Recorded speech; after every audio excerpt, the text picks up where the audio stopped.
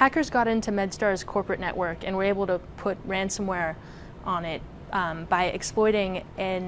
a flaw in their server that has been known about since 2007 were the earliest warnings, and there was another warning in 2010 about a flaw on this what's known as the JBoss application server.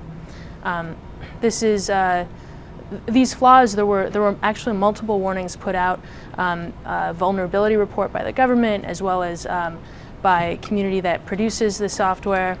and it's unclear how such a vulnerability was allowed to persist on their network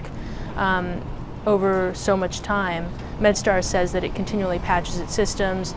and that also there were no patient files impacted by ransomware. Now, ransomware gets into a computer system and basically begins encrypting files and locks people out of critical files, photos, you name it, your music, and then it pops onto their screen a note that says, hey, unless you pay us a certain amount of money, often $10,000 to $15,000 for an entire system at a company, for example, you're not getting back these files. As pertains to MedStar, it appears that something wasn't fixed on their system for many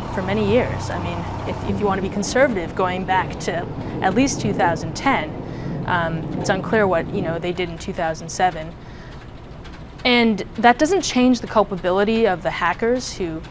attacked their system and all that entails there, but it does sort of give you an inside look into the issues and the responsibility companies have to protect their systems, especially when they are